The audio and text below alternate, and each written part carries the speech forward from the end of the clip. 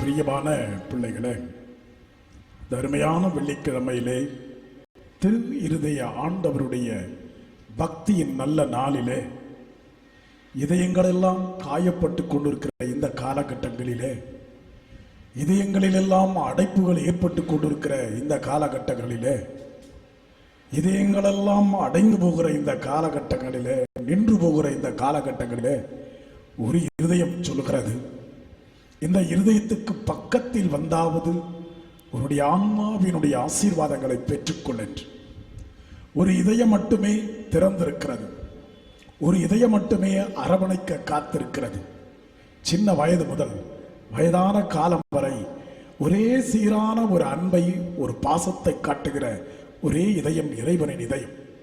கணவனுடைய இதயமும் மனைவியின் இருதயமும் பிள்ளைகளின் இருதயமும் கால மாறுதல்களுக்கு ஏற்ப இதயங்களும் மாறிக்கொண்டிருக்கிறது.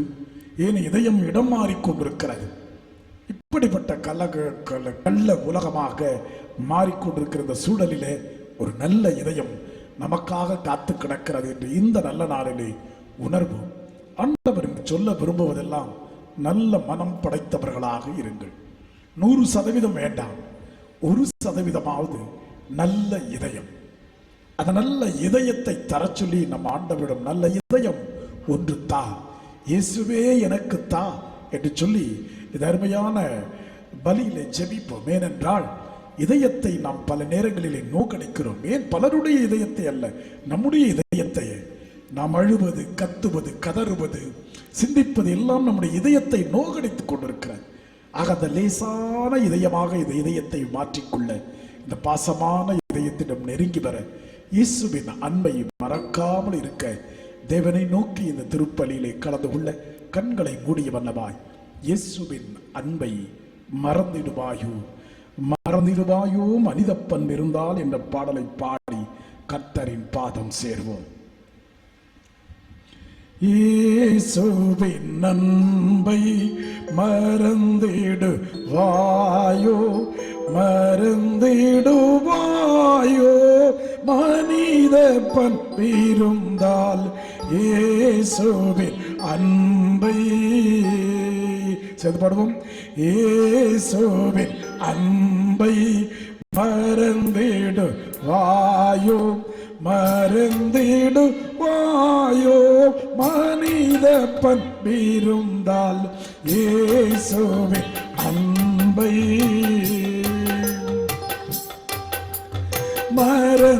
மறந்திடாதிருக்க நீ சிலுவையிலேயவர்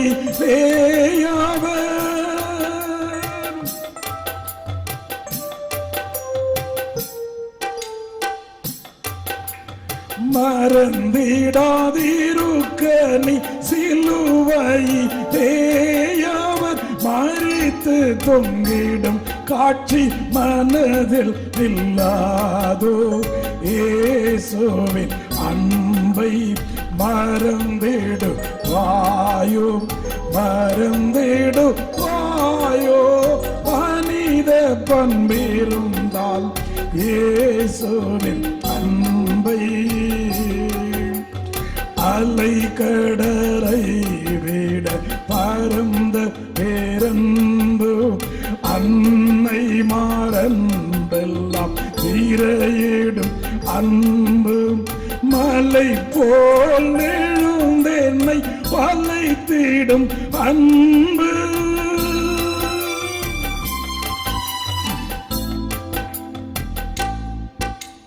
மலை போல் நெழுந்தென்னை வளைத்திடும் அன்பு சிலையென பிரம்மையில் நீருத்திடும் அன்பு இயேசுவின் அன்பை மறந்திடுவாயோ மறந்திடுவாயோ மனித பண்பிருந்தால் இயேசுவின் அன்பை கரை கடங்கான்பு கதறிடும் அன்பு கைதி போல் இயேசுவை சிறையிடும் அன்பு விலையில்லா பலியாக விளங்கும் பேரன்பு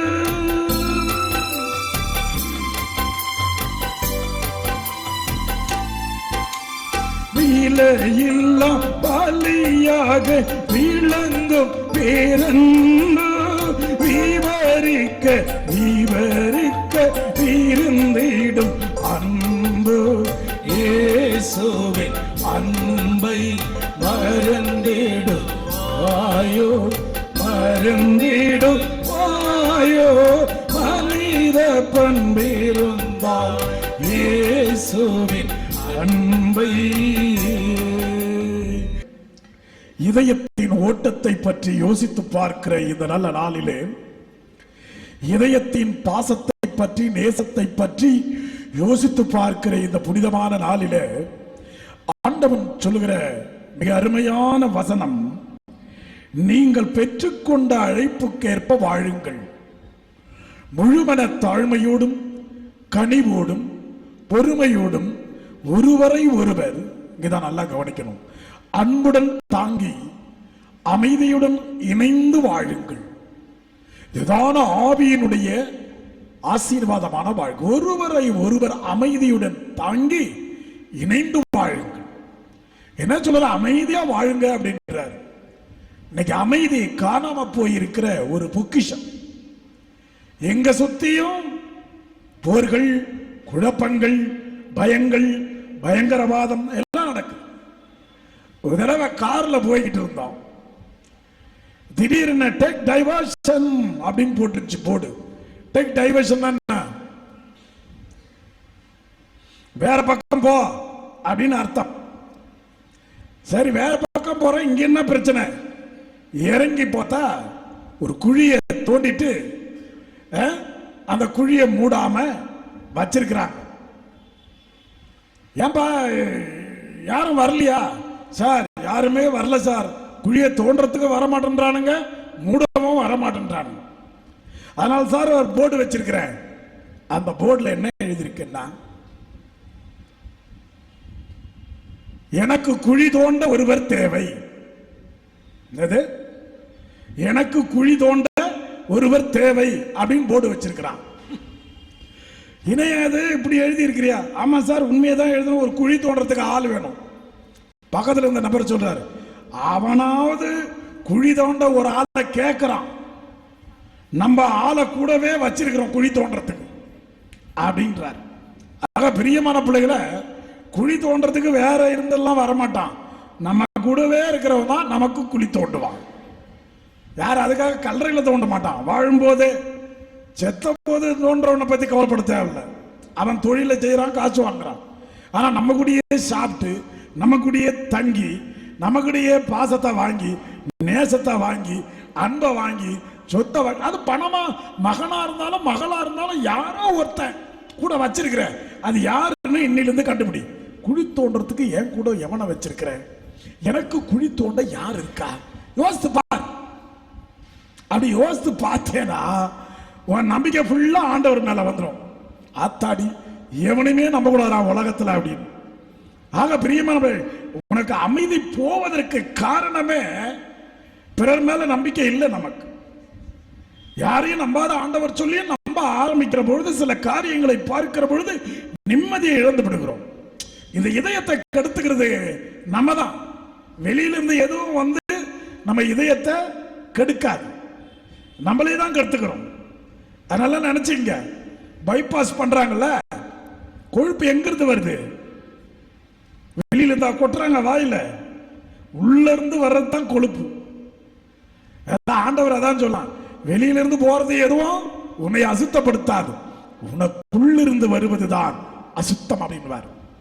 ஆக பிரியமான பிள்ளைகளே, இந்த நேரத்தில் நான் அமைதியா வாழ முடியல, இணைந்து வாழ முடியல, ஒன்று சேர்ந்து என் குடும்பத்தோடு இருக்க முடியலன்னா, ஏதோ ஒரு பிரச்சனை உன் மனதுக்குள் ஓடிக்கொண்டிருக்கிற.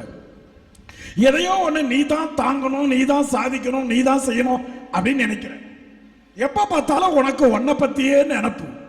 தன்னை பற்றியே அதிகமாக நினைவுக்கிறவனுக்கு அமைதி இருக்காது. ரொம்ப நினைக்க கூடாது நம்மளை பத்தி. 4 பேரை பத்தி தெளிவாவே தெரியாது. ஒண்ணு கடவுள், அவர் என்ன செய்ய போறாரு, ஏது செய்ய போறாரு அப்படின்னு தெரியாது. யாருக்கா தெரியுமா? கடவுள் இதுதான் செய்வார், அப்படிதான் செய்வார் தெரியாது. 2வது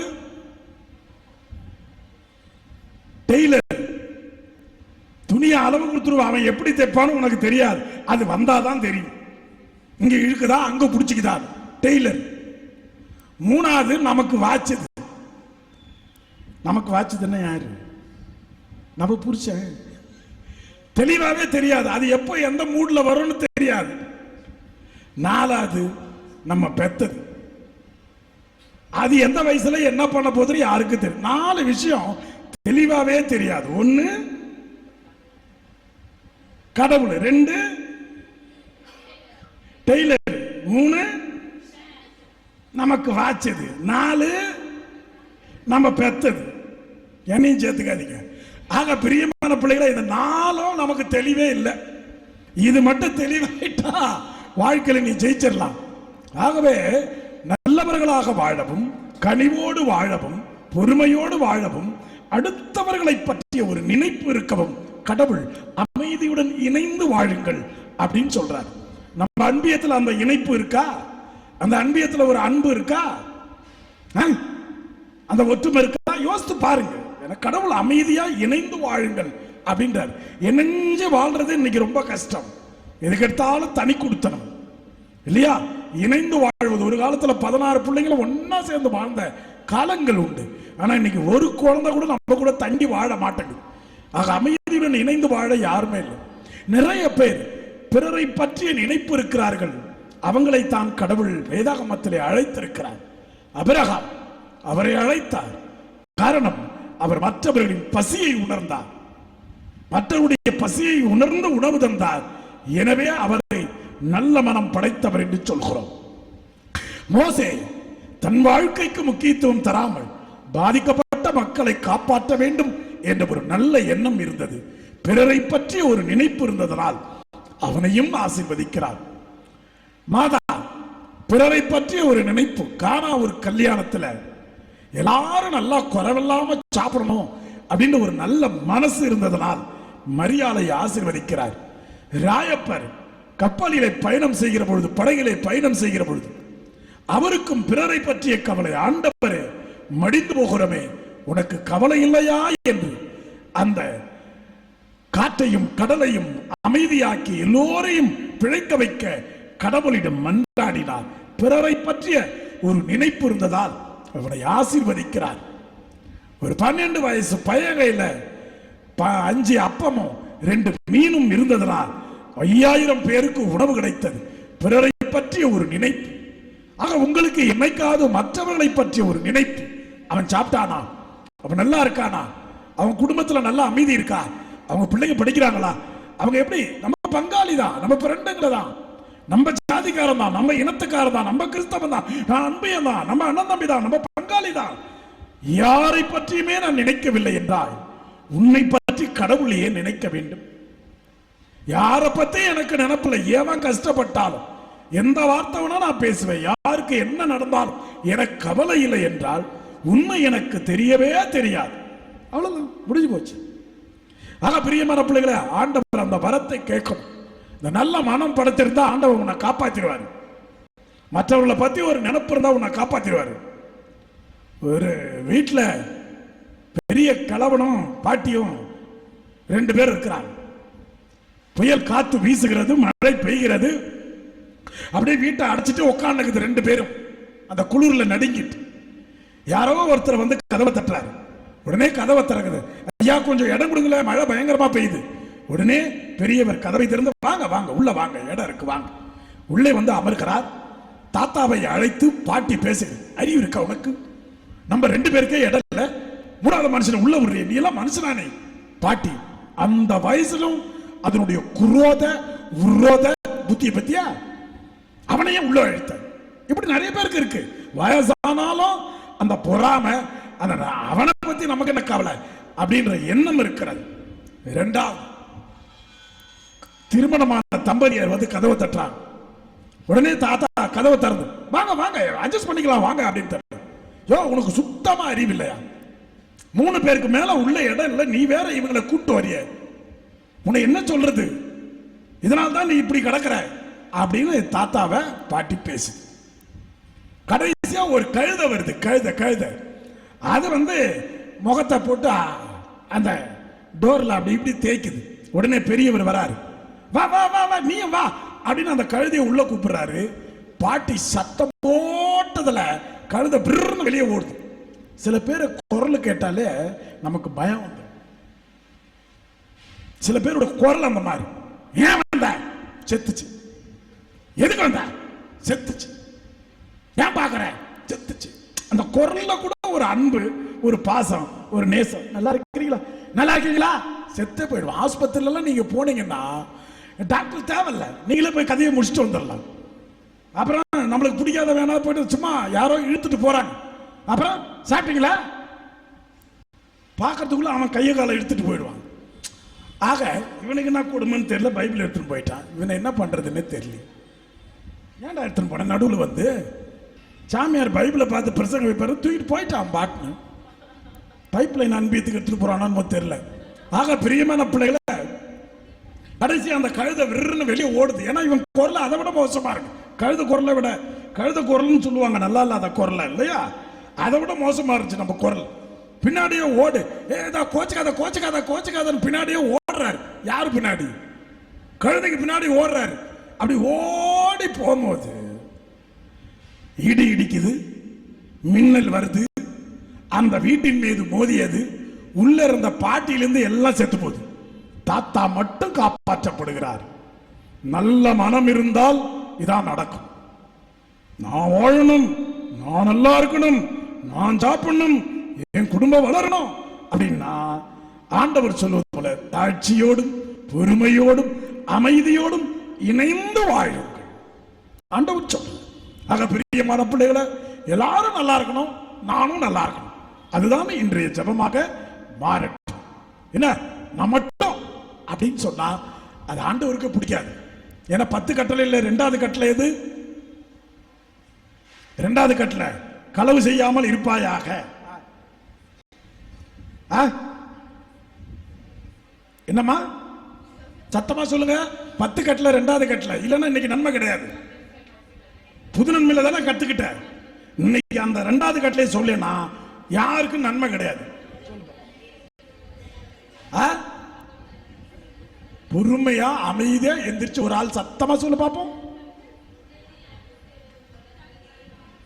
உன்னை நீ அன்பு செய்வது போல பிறனையும் அன்பு செய்.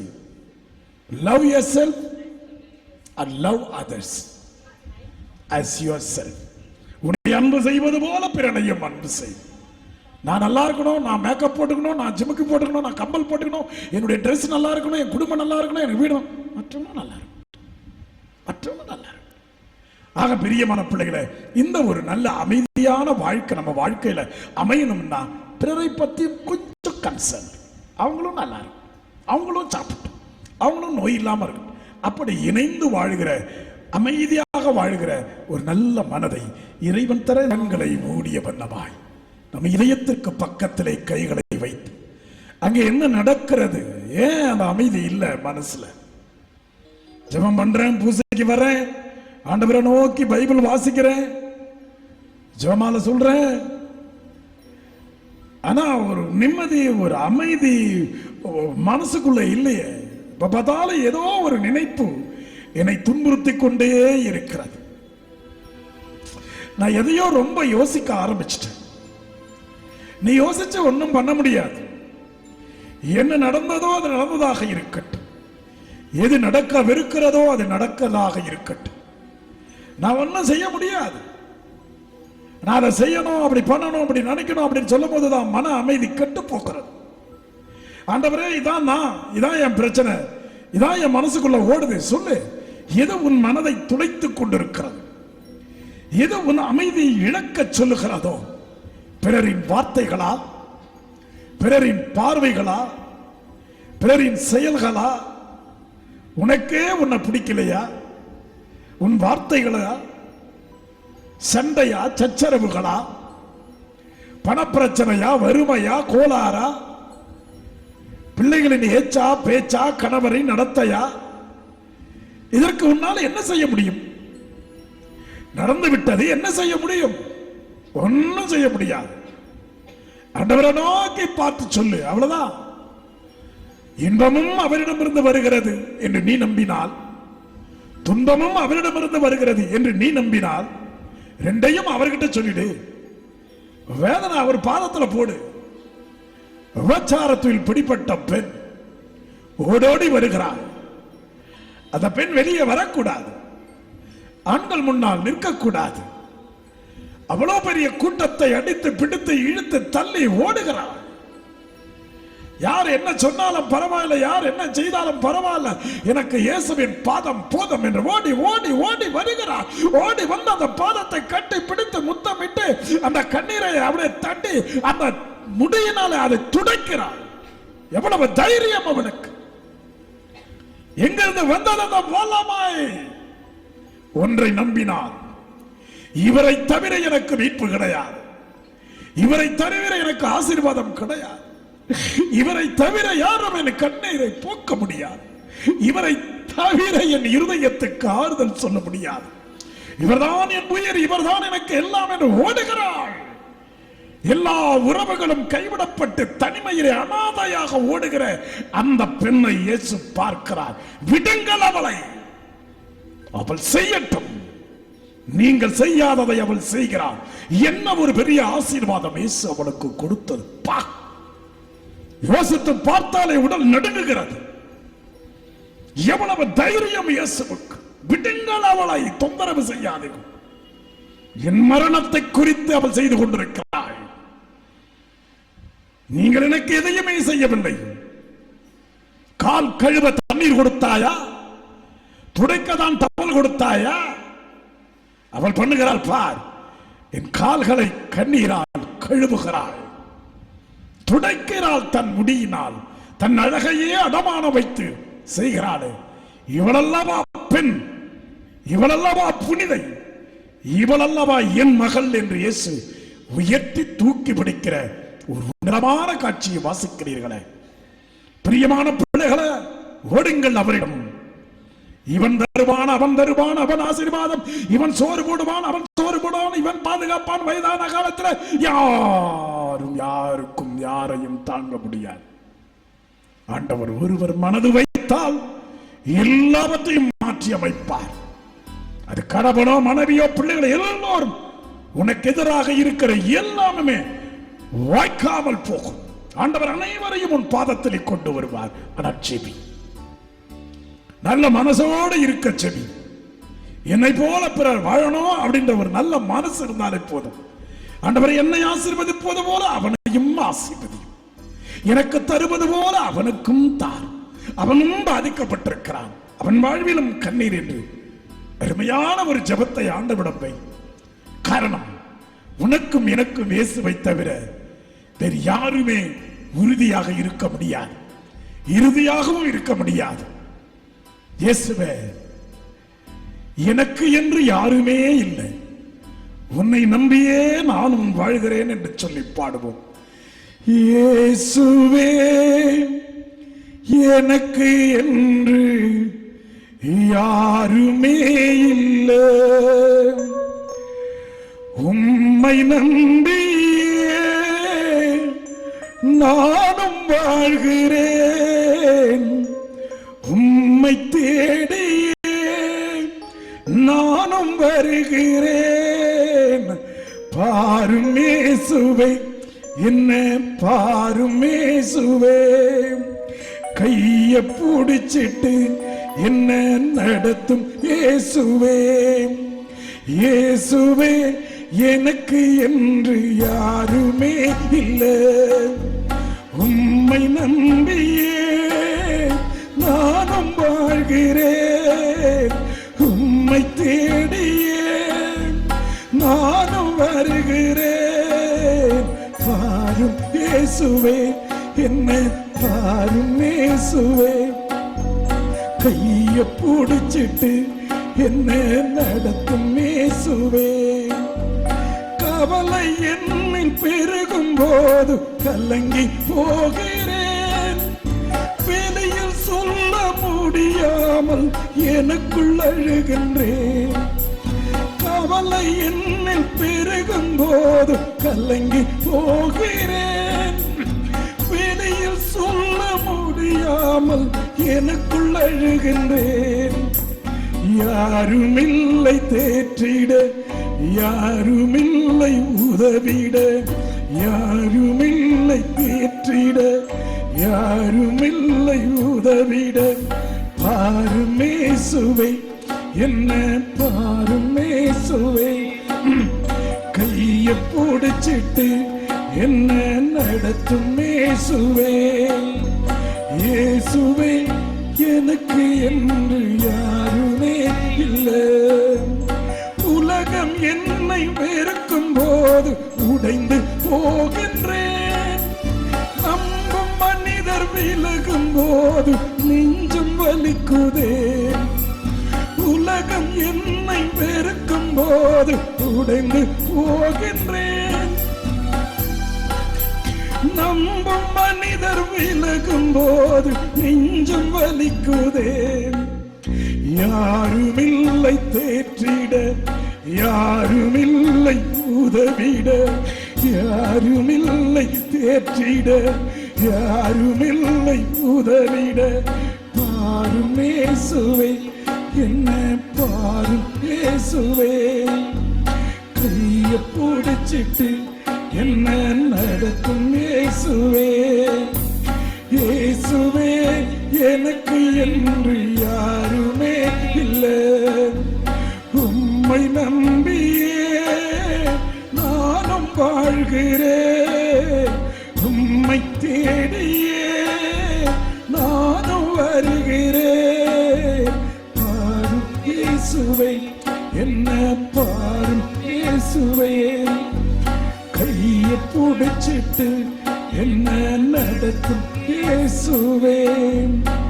ஆமென்.